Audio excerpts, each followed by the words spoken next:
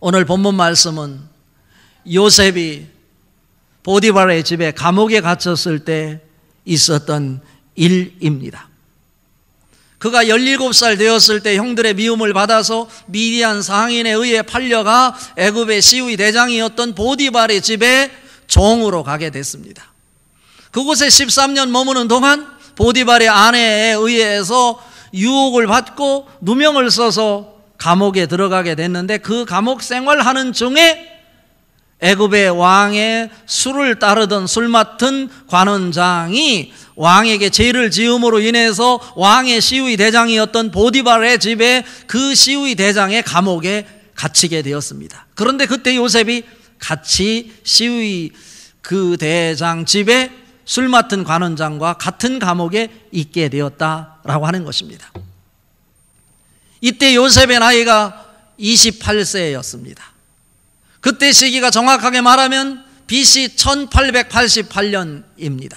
창세기를 기록한 사람은 모세입니다. 모세가 창세기를 언제 기록했느냐? 그가 애굽에서 홍해바다를 건너 광야 40년 생활을 하는 동안에 기록했다고 학자는 말하고 있습니다. 홍해바다 사건이 BC 1446년이고 이 가나안 땅에 들어갈 때가 1406년이었습니다. 그렇다면 BC 1446년에서 1406년경에 기록했다고 볼 수 있을 것인데, 오늘 모세가 기록하는 이 요셉의 이 보디발의 시위 대장 집에서 술 맡은 관원장을 만난 사건은 1888년이다. 그러면 약 400년 이전 일을 기록하고 있는 것입니다. 모세가 이 성경책을 기록하기 이전에 400년 이상 전의 사건이다, 이런 말씀입니다.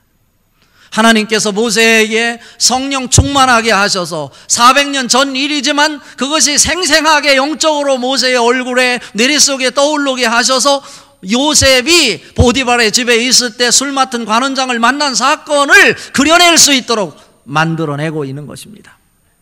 오늘 또 BC 1888년에 시위 대장 보디발의 집에서 감옥에 갇혔던 술 맡은 관원장이 꿈을 꾸어서 포도나무 꿈을 꾸었는데, 그가 감옥 안에 꿈을 해석해낼 수 있는 사람이 없다는 것을 생각할 때 절망이었고 좌절이었어요. 그래서 그 얼굴에 근심빛이 가득하였는데, 요셉이 그 감옥에 들어갔을 때 그의 얼굴이 어두운 그림자가 있음을 보고 무슨 고민이 있는지 이야기해 보라고 합니다.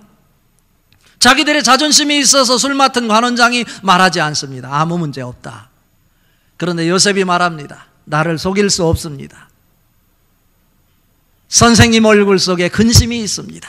그때 비로소 술 맡은 관원장이 어젯밤에 꾼 꿈을 이야기하는데, 그 꿈을 요셉이 해석해 줍니다. 그 꿈이 바로 포도나무 꿈이다 라고 하는 것입니다.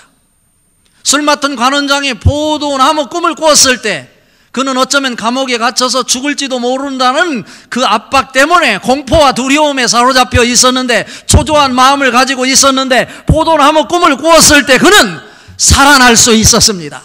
전직이 복직되었습니다. 자유함을 얻었습니다. 새로운 세계를 보며 하늘의 빛 속에서 풍요를 누리며 살 수 있었습니다.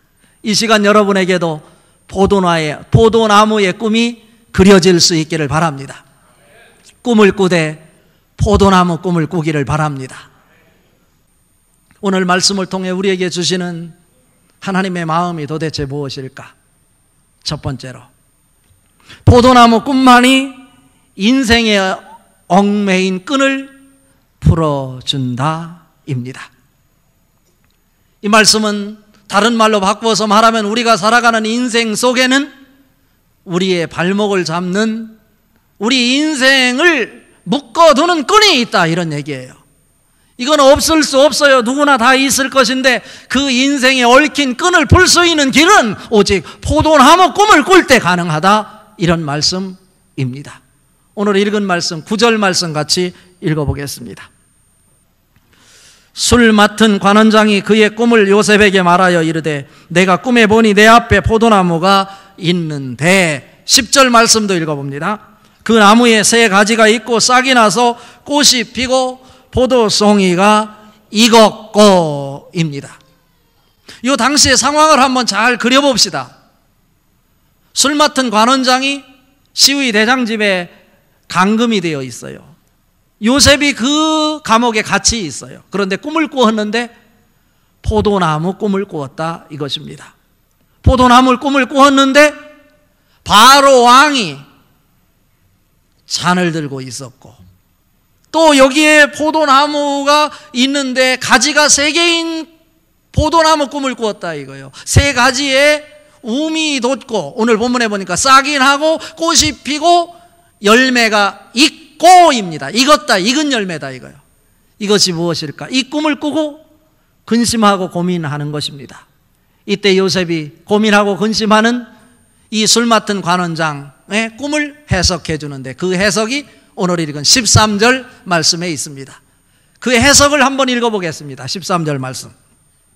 지금부터 사흘 안에 바로가 당신의 머리를 들고 당신의 전직을 회복시키리니 당신이 그 전에 술 맡은 자가 되었을 때 하던 것 같이 바로의 잔을 그의 손에 드리게 되리이다 입니다. 해석이 됐어요. 이미 BC 1888년에 있었던 사건이지만 이 사건은 1888년 이후에 있을 예수님이 태어나는 사건, 그리고 33년 후에 예수님께서 십자가에 못 박혀 돌아가시고 우리에게 생명을 주시기 위해 구원 사건을 일으키는 사건이 바로 이 포도나무 꿈이다 라고 말입니다. 이것이 그렇게 해석되어서 여러분들에게 읽혀져야 될 것인데요, 여기서 포도나무는 예수님이시다 라고 말했어요. 왜 예수님이십니까? 요한복음 15장 1절에 보면 나는 참 포도나무요 내 아버지는 농부라 이렇게 말씀하고 있습니다. 예수님이 하시는 말씀이에요. 나는 참 포도나무요 내 아버지는 농부라. 요한복음 15장 5절에 말합니다. 나는 포도나무요 너희는 가지라. 그가 내 안에 내가 그 안에 있으면 사람이 열매를 많이 맺나니 나를 떠나서는 사람이 아무것도 할 수 없느니라 말씀하고 있습니다. 우리는 가지래요. 열매는 어디에서 납니까? 가지에서 나는 거예요. 여기서 포도나무는 예수님 자체라고 하는 것을 우리가 확인할 수 있는 것입니다. 포도나무 꿈을 꾸었다는 얘기는 결국 예수님은 꿈을 꾸었다는 말씀입니다. 그런데 여기서 3가지 3일이다. 예수님의 부활을 말하는 것입니다. 그리고 그 가지에서 싹이 났다고 그랬어요. 꽃이 피고 포도가 익고예요. 익고 익었어요. 결실한 포도나무예요. 포도 열매예요. 포도를 재배하는 사람, 농부들의 말을 들어보면 여름 8월 달에 포도가 결실을 거둘 때는 포도나무가 무성하고 왕성하고 우리 보기에 보함직하고 먹음직스럽지만 포도의 철이 지나서 가을이 되고 서리가 내리고 겨울이 되면 포도나무가 나무인지 풀인지 구분이 되지 않을 정도로 볼품없는 나무 중에 대표적인 나무가 포도나무예요. 그리고 봄이 되기 전에 이 포도나무는 껍질을 벗겨줘야 열매를 맺을 수 있다고 합니다. 껍질을 벗겨주지 않으면 그곳에 벌레가 들어가서 포도나무가 다 죽게 되어 열매를 맺을 수 없어요. 움을 돋을 수 없고 꽃을 필 수 없고 열매를 맺을 수 없다 이것입니다. 그래서 봄이 되기 전에 농부들은 포도나무의 껍질을 벗겨주는 거예요. 그런데 여기서 한번 생각해 보자고요. 그 포도나무 꿈을 꿨는데 포도나무에서 싹이 났다 이거예요. 싹이 나는 장면을 한번 그려보세요. 포도나무는 어쩌면 볼품 없는 생명력이 없는 나무 줄기 같은 나무이지만 그곳에 봄이 되었을 때 그 나무로부터 싹이 나온다 이거예요. 싹은 생명력을 얘기합니다. 싹이 나올 때 그냥 나오지 않아요. 볼품없는 나무지만 그 나무에 살이 찢기면서 찢어지면서 그 나무를 뚫고 나오는 것이 움이고 싹이다 이런 것입니다. 이것은 우리 현실 속에서 확인할 수 있는 것입니다. 이것은 예수 그리스도의 부활을 의미하는 것입니다. 십자가를 의미하는 것입니다. 십자가가 세상 사람들이 볼 때는 미련한 것이요 어리석은 것이라고 말합니다. 아무것도 아닌 중한 죄를 졌을 때 생명력이 없는 십자가에 매달려 피를 쏟게 하고 우리 몸에 있는 물을 다 말려서 죽이는 것이 십자가의 사형 처벌법이죠. 세상 사람이 볼 때는 어리석어요. 고린도전서 1장 18절에 말씀합니다. 십자가의 도가 멸망하는 자들에게는 미련한 것이요 구원을 얻는 우리에게는 하나님의 능력이라 말씀하고 있습니다. 바로 능력인 거예요. 오늘 보니까 3가지의 싹이 나고예요. 그 나무 자체는 아무것도 아니고 생명력이 없는 것 같지만 자기 몸이 찢기고 트임으로 인해서 그 속에서 싹이 나서 생명력이 있음을 우리에게 보여주는 모습인 것입니다. 예수 그리스도의 십자가를 얘기하는 것입니다. 마태복음 26장 28절에 보면 이것은 제사함을 얻게 하려고 많은 사람을 위하여 흘리는 바 나의 피 곧 언약의 피니라 말씀하고 있습니다. 생명력이 없는 것 같은 그 십자가에 매달려서 예수님께서 우리를 위해서 보혈의 피를 쏟음으로 인해서 죽을 수밖에 없는 감옥 속에 공포와 두려움에 사로잡혀 있는 우리들을 살려내고 영생을 주고 생명을 주기 위해서 흘리신 피입니다. 보혈의 피입니다. 이것이 바로 마른 나무에서 싹이 나고 우미 나고 꽃이 피는 모습인 것입니다. 그러니까 결국 여기서 싹이 났다라고 하는 것은 십자가 사건을 얘기한다고 할 수 있습니다. 감옥의 두려움 속에 공포의 죽음 앞에 불안에 떨고 있는 우리들을 살려내는 길은 예수 그리스도께서 십자가에 못 박혀 자기 몸을 찢기시고 피를 아낌없이 쏟으시는 이 일밖에 없다고 거룩한 구원을 완성하기 위해서 매달렸던 나무가 바로 십자가입니다. 그 십자가에 새로운 생명력이 탄생되는 것입니다. 예수님은 몸을 찢겼어요. 피를 쏟으셨어요. 그러나 무덤에 머무를 수 없었습니다. 오늘 3가지는 3일이라 3일 만에 무덤에서 무덤을 박차하고 돌무덤을 깨트리고 우리를 위해 부활의 완성자로 첫 열매로 우리에게 나타나신 분이 바로 예수 그리스도입니다. 포도나무 꿈이 바로 우리에게 이런 희망을 안겨주는 말씀입니다. 여기서 포도송이는 성도를 의미합니다. 예수 그리스도의 믿음을 가지고 구원받은 사람, 생명력을 품고 있는 성도를 얘기하는 것입니다. 시편 128편 3절에 보면 네 집 안방에 있는 내 아내는 결실한 포도나무 같으며 내 식탁에 둘러앉은 자식들은 어린 감람나무 같으리로다 말씀하고 있어요. 그냥 포도나무가 아니에요. 결실한 포도나무, 안방에 있는 내 아내의 모습인 것입니다. 그냥 포도송이가 아니에요. 주렁주렁 매달려 있는 익은 포도송이인 거죠. 포도나무 꿈을 꾼 자. 그래서 그곳에서 싹이 나고 꽃이 피어 열매를 맺게 되어 우리가 하나님의 자녀가 된 것입니다. 그래서 구원받은 백성이 됐는데 예수 그리스도의 보혈의 피를 담아 예수 생명을 품고 사는 사람은 이 땅을 살아가는 동안 덜 익은 포도송이가 아니라 포도가 익고입니다. 결실한 포도송이로서 세상 앞에 하나님의 영광을 드러내고 새로운 에너지를 분출하며 사는 풍성함, 부요의 축복, 풍요의 축복, 번성함의 모습으로 우리에게 나타날 것이라는 하나님의 축복을 제시하는 성도의 모습인 것입니다. 그런 축복이 여러분 인생의 여정 속에 포도송이의 축복으로 연결될 수 있기를 바랍니다. 요한복음 1장 12절에 말하잖아요. 영접하는 자 곧 그의 이름을 믿는 자들에게는 하나님의 자녀가 되는 권세를 주셨으니 포도나무 꿈을 꿈으로 인해서 우리를 위해서 십자가에서 자기 몸을 찢기시며 피를 흘려주심으로 우리에게 영생의 복을 주신 그 예수 그리스도, 그 예수 그리스도를 우리가 품고 산다면 우리 속에는 분명히 그 예수 그리스도 피 때문에 비실비실한 쪼잔한 인생이 아니라 당당하게 영적 자긍심을 가지고 포도송이가 익어 주렁주렁 열매를 맞으며 누가 보더라도 탐스럽고 보함직스러운 당당한 하늘의 영광을 드러내는 인생, 축복받은 인생으로 살아가게 될 것이다. 그런 축복이 여러분 인생의 여정 속에 속속이 드러날 수 있기를 바랍니다.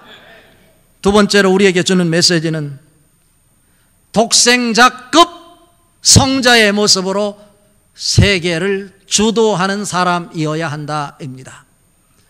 여기서 독생자급 성자라고 제가 말씀드렸습니다. 예수 그리스도는 하나님이십니다. 요한복음 3장 16절에 보면 하나님이 세상을 이처럼 사랑하사 독생자를 주셨으니 이는 그를 믿는 자마다 멸망하지 않고 영생을 얻게 하려 하심이니라. 이 독생자를 우리는 보통 하나님의 하나밖에 없는 유일한 아들이다 이렇게 해석합니다. 틀린 말 아닙니다. 그러나 정확하게 보면 하나님의 하나밖에 없는 아들이라기보다는 그분은 하나님 자신이십니다. 여기에서 해석을요, 우리는 독생자 이렇게 말하지만 독생자 이렇게 읽어야 정확하게 맞는 표현입니다. 다시 말하면 하나님 자신이 우리를 구원하기 위해서, 우리에게 영생을 주기 위해서 독특한 방식으로, 세상에서 찾아볼 수 없는 아주 특별한 방식으로 인간의 몸을 입고 이 땅에 오셨다라고 하는 의미를 우리는 독생자라고 이름을 붙이는 것입니다. 그분이 하나님이십니다. 그분을 믿으면 영생을 얻습니다. 그렇다면 독생자급 성자로서 예수님은 이 땅에 오셔서 독생자, 독특한 방식으로 인간의 몸을 입고 이 땅에 오셔서 높은 장대 후에 십자가에 매달려 돌아가셨습니다. 십자가 보혈을 품은 자들에게 영생을 주고 기쁨을 주고 에너지가 솟아나게 하셨습니다. 그 예수 그리스도의 십자가를 품어 새 생명을 얻은 우리들도 동일하게 이 땅을 살아가는 동안 어떻게 살아가야 할까?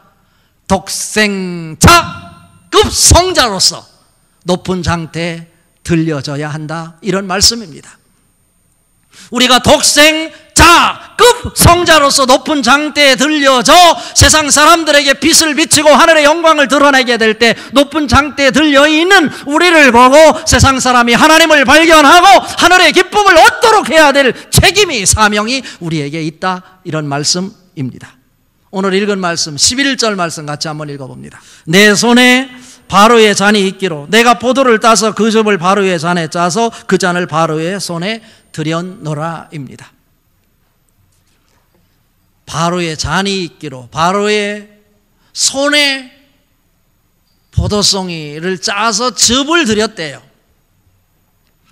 여기서 손을요, 히브리어로 야드라고 합니다. 이것은 성경에 1600회나 나와요. 그런데 오늘 본문 말씀은 손이라고, 야드라고, 핸드라고 하지 않고요, 카푸라고 그래요. 히브리어로. 카푸는요, 영어로 palm이라는 뜻이에요. 손바닥이라는 뜻이에요. 손바닥. 바로의 손바닥에 바로의 잔이 있었고 그 잔에 포도즙을 들였다. 오해가 없었으면 좋겠습니다. 우리는 이 땅에 살아가는 동안 나의 순수함을 있는 그대로 유지하고 보존할 수 없습니다. 왜냐하면 우리는 문화 속에서 문화인으로 살기 때문에 그렇습니다.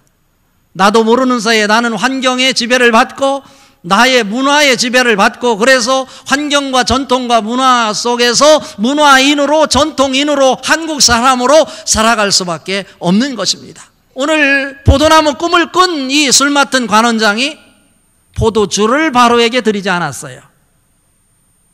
포도주와 포도즙은 틀려요. 그가 꾼 꿈은 포도나무의 포도 열매예요. 익은 포도 열매예요. 포도송이를 드리지 않았어요. 포도주를 드리지 않았어요. 포도즙을 드렸다는 거예요. 중요한 거예요. 이것은 영적으로 무슨 의미일까? 여러분이 예수를 믿어 구원받았습니다. 처음 예수를 믿을 때, 예수님을 처음 만났을 때 그 감격하고 설레임, 가슴에 벅차서 나도 모르게 주체할 수 없는 기쁨이 내 속에 넘쳐 흐를 때 그 당시의 상황을 한번 떠올려 보십시오. 눈에서 눈물이 나고 코에서 콧물이 나며 그동안의 나의 인생이 잘못됐음을 회개하며 앞으로는 내가 주님을 위해서 내 일생 바치겠다 고백했던 그 당시에 그 순박했던 그 뜨거운 열정 말이죠. 그런데 어느덧 시간이 지나면서 그러한 뜨거움이, 순수함이 사라져버렸어요. 오늘 포도주를 드리지 않고 포도알을 드리지 않고 포도즙을 드렸다. 내가 순수한 마음으로 예수님을 처음 만날 때 그 예수 보혈의 피가 나에게 연결되어 나에게 문화인으로서 죄악 속에서 의와 공로가 담겨있는 그 모습이 아니라 그 속에 예수 그리스도의 보혈의 피가 내 속에 들어와 오직 예수님만 크게 보였던 그 순박함, 순수한 모습, 그대로를 하나님은 오늘 받기를 원하십니다. 알코올이 가미되지 않은 포도주가 아닌 너의 그 모습 그대로는 너가 문화인이기에 전통 속에 빠져 있기에 너의 죄가 있고 너의 공로와 너의 지식이 있기에 그 포도알 자체를 하나님 앞에 드릴 수 없다, 이런 얘기 아니겠어요? 그것을 짜라는 거예요. 너의 몸을 짜서 내 속을 살펴보니 네가 예수님을 처음 만났을 때 포도나무로부터 영향을 받아 너가 포도 열매가 되었는데, 너가 포도 열매인데 포도 열매 그 자체가 아니라 포도 열매 속에 들어있는 포도나무의 그 속성, 예수 그리스도의 보혈의 피, 생명력, 구원의 감격, 기쁨, 그것을 들고 바로에게 바쳤다 이것입니다. 알코올이 가미가 되지 않은, 발효가 가미되지 않은, 예수 그리스도를 만났을 때 처음 순수하게 예수의 영향 속에 예수님만 크게 보였던 그 생명력, 그것을 들고 바로에게 드렸더니 왕 중의 왕이었던 바로가 그가 죄를 져 죽을지도 모른다고 생각했는데 술 맡은 관원장이 가지고 있었던 죄를 기억지도 않고 그의 전직을 회복시켜 주셨다라고 하는 것이 오늘 말씀입니다. 우리는 있는 그대로 하나님 앞에 나갈 수 없습니다. 내 속에 문화가 가미됐고 공로와 지식과 경험을 우리는 드러내고 있기 때문에 그렇습니다. 우리에게 들려져야 될 것이 무엇입니까? 내가 예수님을 처음 만날 때 순수함으로 예수 그리스도의 보혈의 능력이 내 속에 가미될 때 포도송이로서의 가치를 갖게 될 것인데, 포도나무에 붙어 있지 않으면 아무 열매를 맺을 수 없다고 하신 하나님 말씀에 근거해 볼 때 여러분 손에 십자가의 보혈의 피를 내세우고 왕 중의 왕인 참 하나님 예수 그리스도에게 나갈 때 여러분의 죄는, 하나님은 예수 그리스도는 여러분의 죄를 기억지도 않으시고 다 용서하시고 전직을 회복시켜 주신다, 이런 말씀입니다. 요셉은 어떤 사람입니까? 30살에 총리가 되어서 80년 동안 하나님 부름받을 때까지 총리직을 이어갔던 사람입니다. 이것이 바로 하나님 축복 아닐까요? 잠시 내가 복을 받았다, 잠시 그 자리를 내려놓는 축복이 아니라 내 속에 예수 그리스도의 순수한 그 열정, 십자가의 보혈의 피를 가슴에 담고 하나님 앞에 나갈 때 왕 중의 왕인 참 하나님 예수님이 우리 죄를 기억지도 않고 우리를 용서해 주되 잃어버린 것 다 되찾아주는, 전직을 회복시켜주는 하늘의 축복이 넘쳐나게 될 것입니다. 여기에 인생의 기쁨이 있는 것 아니겠습니까? 여러분 인생 속에 오직 포도나무 꿈만 꾸시고 여러분 인생 속에 포도나무만 자랑하는 여러분 될 수 있기를 바랍니다. 그리고 그 기쁨을 통해서 여러분이 독생자급 성자로 높은 장대 위에 높이 달려 세상 앞에 빛을 드러내는 성도 될 수 있기를 바랍니다. 마태복음 5장 16절에 말합니다.